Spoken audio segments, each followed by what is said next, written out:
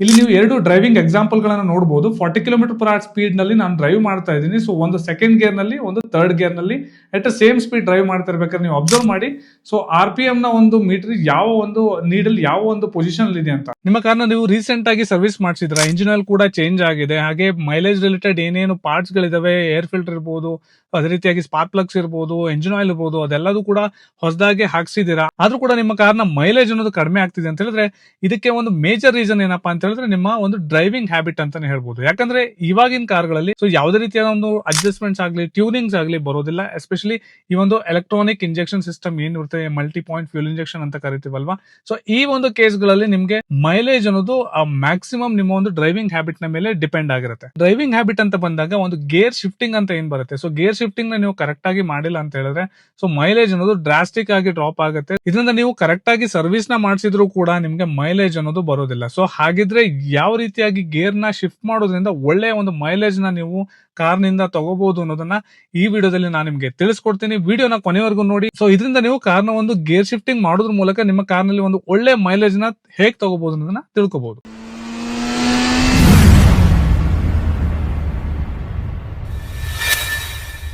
ಹಾಗಿದ್ರೆ gear shifting ಅನ್ನೋದು ಕಾರ್ನ ಮೈಲೇಜ್ ನ ಯಾವ ರೀತಿ ಕಡಿಮೆ ಮಾಡುತ್ತೆ? ಸೊ ಈ ಮೈಲೇಜ್ ಅಂತ ಬಂದಾಗ ಅಥವಾ ಡ್ರೈವಿಂಗ್ ಅಂತ ಬಂದಾಗ ಈ ಮೂರು ವಿಷಯಗಳನ್ನ ನೀವು ನೆನ್ಪಿಟ್ಕೋಬೇಕಾಗತ್ತೆ. ಒಂದು, ಕರೆಕ್ಟ್ ಒಂದು ಎಂಜಿನ್ RPM ನಲ್ಲಿ ನೀವು ಡ್ರೈವ್ ಮಾಡ್ತಾ ಇದೀರಾ ಅನ್ನೋದು ನಿಮ್ಗೆ ಗೊತ್ತಿರಬೇಕಾಗುತ್ತೆ. ಅದೇ ರೀತಿಯಾಗಿ ಸೊ ಯಾವ ಒಂದು ಸ್ಪೀಡ್ ನಲ್ಲಿ ಯಾವ ಒಂದು ಗೇರ್ ನ ನೀವು ಯೂಸ್ ಮಾಡ್ತೀರಾ ಅಂದ್ರೆ ಗೇರ್ ನ ಒಂದು ಸೆಲೆಕ್ಷನ್ ಏನ್ ಮಾಡ್ತೀರಾ, ಸೊ ಅದು ಇಂಪಾರ್ಟೆಂಟ್ ಆಗಿರುತ್ತೆ.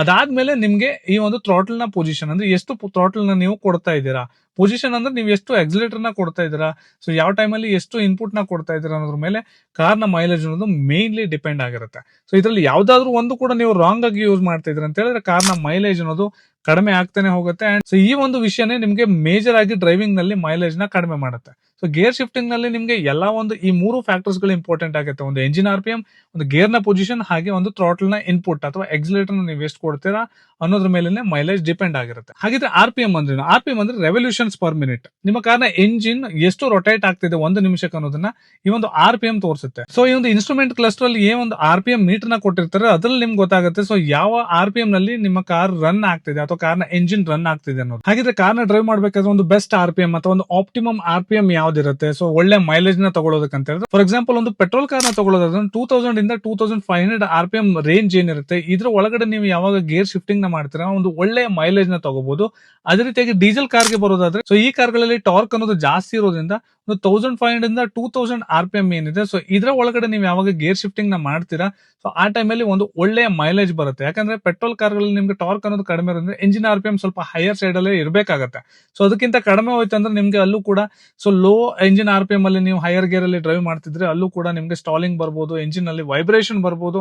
ಸೊ ಅಲ್ಲಿ ನಿಮ್ಗೆ ಸ್ಟ್ರಗಲ್ ಆಗ್ತಿರೋದು ಗೊತ್ತಾಗುತ್ತೆ. ಸೊ ಇದರಿಂದ ಮೈಲೇಜ್ ಕಡಿಮೆ ಆಗುತ್ತೆ. ಆದ್ರೆ ಡೀಸೆಲ್ ಕಾರ್ಗಳಲ್ಲಿ ನಿಮ್ಗೆ ಲೋವರ್ RPM ಅಲ್ಲೂ ಕೂಡ ಒಂದು ಒಳ್ಳೆ ಮೈಲೇಜ್ ನ ಎಕ್ಸ್ಪೆಕ್ಟ್ ಮಾಡಬಹುದು.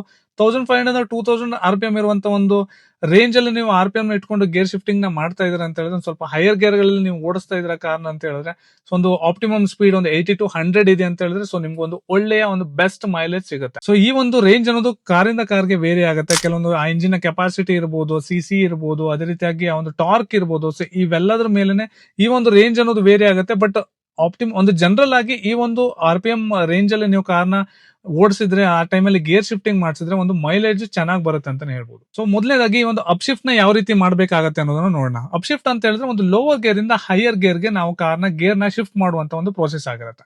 ಸೊ ಆ ಟೈಮಲ್ಲಿ ಎಂಜಿನ್ RPM ಯಾವ ರೀತಿ ಇರಬೇಕಾಗುತ್ತೆ, ಯಾವ ಒಂದು ರೇಂಜ್ ಅಲ್ಲಿ ಇರಬೇಕಾಗುತ್ತೆ, ಹಾಗೇನೆ ವೆಹಿಕಲ್ ನ ಒಂದು ಸ್ಪೀಡ್ ಯಾವ ಒಂದು ರೇಂಜ್ ಅಲ್ಲಿ ಇರಬೇಕಾಗುತ್ತೆ ಅನ್ನೋದನ್ನ ನಾವು ನೋಡ್ಕೋಬೇಕಾಗುತ್ತೆ. ಸೊ ಫಸ್ಟ್ ಗೇರ್ ಇಂದ ಸೆಕೆಂಡ್ ಗೇರ್ ಗೆ ನೀವು ಒಂದು ವೆಹಿಕಲ್ ನ ಸ್ಪೀಡ್ ಬಂದು 10 to 15 km/h ಸ್ಪೀಡ್ ಗೆ ಯಾವಾಗ ರನ್ ಆಗ್ತಾ ಇರುತ್ತೆ ಒಂದು 15 ಹತ್ತತ್ರ ಬಂದಾಗ ನೀವು ಸೊ ಸೆಕೆಂಡ್ ಗೇರ್ ನ ಶಿಫ್ಟ್ ಮಾಡ್ಬೇಕಾಗತ್ತೆ. ಈ ಟೈಮಲ್ಲಿ ಎಂಜಿನ್ RPM ಅನ್ನೋದು ಒಂದು 2000 ಇಂದ 2300 RPM ನ ಒಳಗಡೆ ಇರಬೇಕಾಗತ್ತೆ.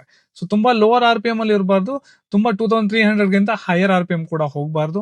ಅದೇ ರೀತಿಯಾಗಿ ಒಂದು 15 km/h ಸ್ಪೀಡ್ ಗೆ ಬಂದಾಗ ನೀವು ಗೇರ್ ನ ಶಿಫ್ಟ್ ಮಾಡಿದ್ರೆ ಸೊ ಈಸಿಯಾಗಿ ಸ್ಮೂತ್ ಆಗಿ ಗೇರ್ ಶಿಫ್ಟ್ ಆಗುತ್ತೆ. ಸೊ ಎಂಜಿನ್ಗೂ ಕೂಡ ಯಾವುದೇ ಒಂದು ಸ್ಟ್ರಗಲ್ ಇರೋದಿಲ್ಲ. ಈ ಸೆಕೆಂಡ್ ಗೇರ್ ಇಂದ ಥರ್ಡ್ ಗೇರ್ ಗೆ ಯಾವಾಗ ಶಿಫ್ಟ್ ಮಾಡ್ಬೇಕಂತ ಹೇಳಿದ್ರೆ ಕಾರ್ ಯಾವಾಗ ಒಂದು 20 ಇಂದ 25 km/h ಸ್ಪೀಡ್ ಅಲ್ಲಿ ಟ್ರಾವೆಲ್ ಆಗ್ತಿರುತ್ತೆ ಸೊ ಆ ಟೈಮಲ್ಲಿ ನೀವು ಸೆಕೆಂಡ್ ಗೇರ್ ಇಂದ ಥರ್ಡ್ ಗೇರ್ ಗೆ ಶಿಫ್ಟ್ ಮಾಡಬೇಕಾಗುತ್ತೆ. ಈ ಟೈಮಲ್ಲಿ ಎಂಜಿನ್ RPM ಅನ್ನೋದು 2200 ಇಂದ 2500 RPM ಅಲ್ಲಿ ಇರಬೇಕಾಗುತ್ತೆ ಇನ್ ಕೇಸ್ ಪೆಟ್ರೋಲ್ ಎಂಜಿನ್ ಅಲ್ಲಿ.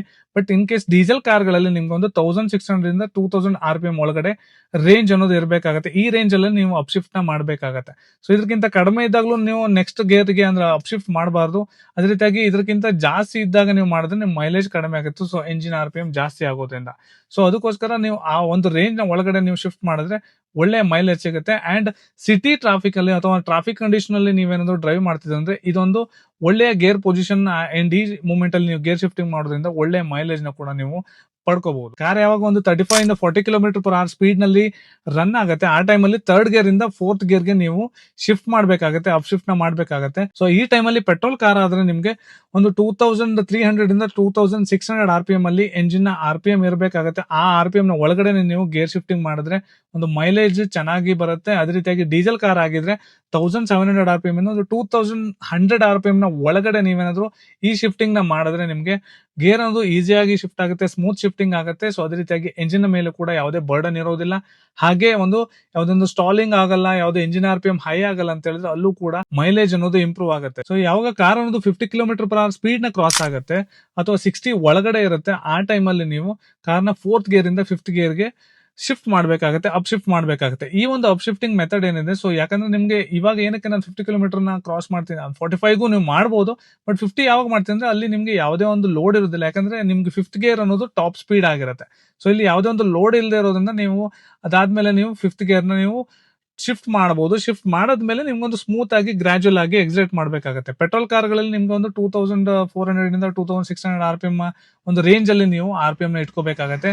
ಹಾಗೆ ಡೀಸೆಲ್ ಕಾರ್ ಆದ್ರೆ ನಿಮ್ಗೊಂದು 1800 ಇಂದ 2200 RPM ಒಳಗಡೆ ಒಂದು ಶಿಫ್ಟಿಂಗ್ ಮಾಡಬೇಕಾದ್ರೆ RPM ನ ಒಂದು ಝೋನ್ ಇರಬೇಕಾಗತ್ತೆ. ಇನ್ ಕೇಸ್ ನೀವು ಹೈ ಸ್ಪೀಡ್ ಅಲ್ಲಿ ಡ್ರೈವ್ ಮಾಡ್ತಿದ್ರೆ ಮೋರ್ ದನ್ 100 km/h ಗಿಂತ ನೀವು ಕಾರ್ನ ಡ್ರೈವ್ ಮಾಡ್ತಿದ್ರೆ ಅಂತ ಹೇಳಿದ್ರೆ ಆಬ್ವಿಯಸ್ಲಿ ನಿಮ್ಗೆ ಎಂಜಿನ್ RPM ಕೂಡ ಅದಕ್ಕೆ ರೆಸ್ಪೆಕ್ಟಿವ್ ಆಗಿ RPM ನೀವು ಕೊಡ್ಲೇಬೇಕಾಗತ್ತೆ. ಅದಕ್ಕೋಸ್ಕರ ಆ ಟೈಮ್ ಅಲ್ಲಿ ಮೈಲೇಜ್ ಅನ್ನೋದು ಆಬ್ವಿಯಸ್ ಆಗಿ ಡ್ರಾಪ್ ಆಗುತ್ತೆ.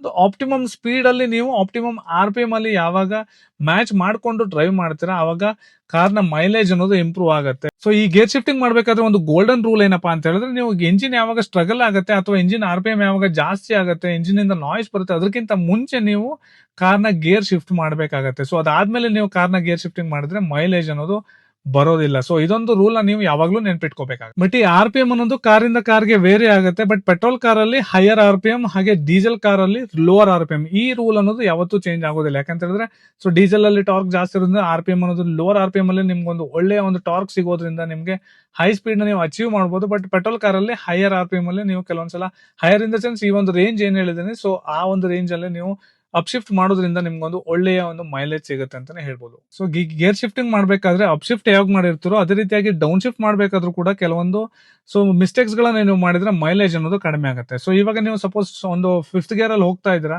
ಸೊ ಆ ಟೈಮಲ್ಲಿ ಕಾರ್ನ ನೀವು ಸ್ಲೋ ಡೌನ್ ಮಾಡಿದಿರಾ, ಆ ಟೈಮಲ್ಲಿ ಒಂದು 40 to 45 km/h ಸ್ಪೀಡ್ ಅಲ್ಲಿ ಕಾರು ರನ್ ಆಗ್ತಿದೆ ಅಂತ ಹೇಳಿದ್ರೆ ನೀವು ಅವಾಗ ಡೌನ್ ಶಿಫ್ಟಿಂಗ್ ಮಾಡ್ಲೇಬೇಕಾಗತ್ತೆ. ಸೊ ಆ ಟೈಮಲ್ಲಿ ಡೌನ್ ಶಿಫ್ಟಿಂಗ್ ಅಂದ್ರೆ ಫಿಫ್ತ್ ಇಂದ ಫೋರ್ತ್ ಗೇರ್ ಗೆ ನೀವು ಶಿಫ್ಟ್ ಮಾಡ್ಬೇಕಾಗತ್ತೆ. ಈ ಟೈಮಲ್ಲಿ ನೀವೇನಾದ್ರು ಒಂದು ಥರ್ಡ್ ಗೇರ್ಗೋ ಸೆಕೆಂಡ್ ಗೇರ್ಗೋ ಶಿಫ್ಟ್ ಮಾಡ್ತಿದ್ರ, ಕಾರ್ನ ಸ್ಪೀಡ್ ಒಂದು 40 ಇಂದ 45 km/h ಸ್ಪೀಡ್ ಅಲ್ಲಿ ಅಂತ ಹೇಳಿದ್ರೆ ಸೊ ಇಂಜಿನ್ ಮೇಲೆ ಒಂದು ಸಡನ್ ಆಗಿ ಲೋಡ್ ಬರುತ್ತೆ, ನಿಮ್ಗೆ ಗೊತ್ತಾಗುತ್ತೆ. ಆ ಟೈಮಲ್ಲಿ ತುಂಬಾ ಲೋವರ್ ಗೇರ್ ಗೆ ನೀವು ಯಾವಾಗ ಶಿಫ್ಟ್ ಮಾಡಿರ್ತೀರಾ ಸೊ ಇಂಜಿನ್ RPM ಅನ್ನೋದು ರೈಸ್ ಆಗುತ್ತೆ, ಯಾಕಂದ್ರೆ ಇಂಜಿನ್ ಬ್ರೇಕಿಂಗ್ ವರ್ಕ್ ಆಗುತ್ತೆ, ಇಂಜಿನ್ ಮೇಲೆ ಸಡನ್ ಲೋಡ್ ಬರುತ್ತೆ ನಿಮ್ಗೆ. ಯಾಕಂದ್ರೆ ಒಂದು ಸ್ವಲ್ಪ ಹೈ ಸ್ಪೀಡ್ ಅಲ್ಲಿ ಇರುವ ಕಾರ್ಗೆ ನಿಮ್ಗೆ ಲೋವರ್ ಗೇರ್ ನ ಯೂಸ್ ಮಾಡ್ತಿದ್ರೆ ಅಂತ ಹೇಳಿದ್ರೆ ಸಡನ್ ಆಗಿ ಎಂಜಿನ್ RPM ಇನ್ಕ್ರೀಸ್ ಆಗುತ್ತೆ. ಇದರಲ್ಲಿ ನಿಮ್ಗೆ ಯಾವಾಗ ಎಂಜಿನ್ RPM ಇನ್ಕ್ರೀಸ್ ಆಗುತ್ತೆ ಸೊ ಆ ಟೈಮ್ ಅಲ್ಲಿ ನಿಮ್ನ ಫ್ಯೂಲ್ ಇಂಜೆಕ್ಷನ್ ಅನ್ನೋದು ಜಾಸ್ತಿ ಆಗುತ್ತೆ. ಈ ಅಪ್ ಶಿಫ್ಟ್ ಮಾಡ್ಬೇಕಾದ್ರೆ ನೀವೇನಾದ್ರು ಮಿಸ್ಟೇಕ್ ಮಾಡೋದಕ್ಕಿಂತನೂ ನೀವ್ ಏನಾದ್ರು ಡೌನ್ ಶಿಫ್ಟಿಂಗ್ ಮಾಡ್ಬೇಕಾದ್ರೆ ಯಾವಾಗ ಮಿಸ್ಟೇಕ್ ಗಳನ್ನ ಮಾಡ್ತೀರಾ ಅದರಿಂದ ಮೈಲೇಜ್ ಅನ್ನೋದು ತುಂಬಾನೇ ಕಡಿಮೆ ಆಗುತ್ತೆ. ಸೊ ಅದಕ್ಕೋಸ್ಕರ ಡೌನ್ ಶಿಫ್ಟಿಂಗ್ ಮಾಡ್ಬೇಕಾದ್ರೆ ಕರೆಕ್ಟ್ ಸ್ಪೀಡ್ ಗೆ ಸರಿಯಾಗಿ ನೀವು ಕರೆಕ್ಟ್ ಗೇರ್ ಪೊಸಿಷನ್ ನೀವು ಶಿಫ್ಟ್ ಮಾಡಿದ್ರೆ ನಿಮ್ಮ ಕಾರ್ನ ಮೈಲೇಜ್ ಅನ್ನೋದು ಇಂಪ್ರೂವ್ ಆಗುತ್ತೆ. ಲೋವರ್ ಗೇರ್ ಗೆ ನೀವು ಯಾವಾಗ ಶಿಫ್ಟ್ ಮಾಡ್ತೀರಾ ಅಂದ್ರೆ ಡೌನ್ ಶಿಫ್ಟ್ ಮಾಡ್ತೀರಾ, ಆ ಟೈಮಲ್ಲಿ ನೀವೇನಾದ್ರು ರಾಂಗ್ ಆಗಿ ಗೇರ್ ಶಿಫ್ಟಿಂಗ್ ನ ಮಾಡ್ತಾ ಇದ್ರ, ರಾಂಗ್ RPM ಅಲ್ಲಿ ಎಂಜಿನ್ ಸ್ಟ್ರಗಲ್ ಆದ್ಮೇಲೆ ಅಥವಾ ಎಂಜಿನ್ ವೈಬ್ರೇಟಿಂಗ್ ಸ್ಟಾರ್ಟ್ ಆದ್ಮೇಲೆ ನೀವು ಗೇರ್ ಶಿಫ್ಟಿಂಗ್ ಮಾಡ್ತಿದ್ರೆ ಅಂದ್ರೆ ಮೈಲೇಜ್ ಅನ್ನೋದು ಕಡಿಮೆ ಆಗುತ್ತೆ. ಇದಾಗಿತ್ತು ಇವತ್ತಿನ ವಿಡಿಯೋ. ಅಂಡ್ ಈ ವಿಡಿಯೋದಲ್ಲಿ ನಾನು ನಿಮ್ಗೆ ಕಾರ್ನ ಮೈಲೇಜ್ ನ ಗೇರ್ ಶಿಫ್ಟಿಂಗ್ ನ ಮೂಲಕ ಯಾವ ರೀತಿಯಾಗಿ ಇಂಪ್ರೂವ್ ಮಾಡ್ಕೊಳ್ಳೋದು ಅನ್ನೋದ್ರ ಬಗ್ಗೆ ತಿಳಿಸ್ಕೊಟ್ಟಿದ್ದೀನಿ. ವಿಡಿಯೋ ಇಷ್ಟದಲ್ಲಿ ದಯವಿಟ್ಟು ಲೈಕ್ ಮಾಡಿ, ಚಾನಲ್ಗೆ ಸಬ್ಸ್ಕ್ರೈಬ್ ಆಗಿಲ್ಲ ದಯವಿಟ್ಟು ಸಬ್ಸ್ಕ್ರೈಬ್ ಮಾಡಿ. ಮುಂದಿನ ವಿಡಿಯೋದಲ್ಲಿ ಮತ್ತೆ ಭೇಟಿಯಾಗೋಣ. ಅಲ್ಲಿವರೆಗೂ ನಮಸ್ಕಾರ.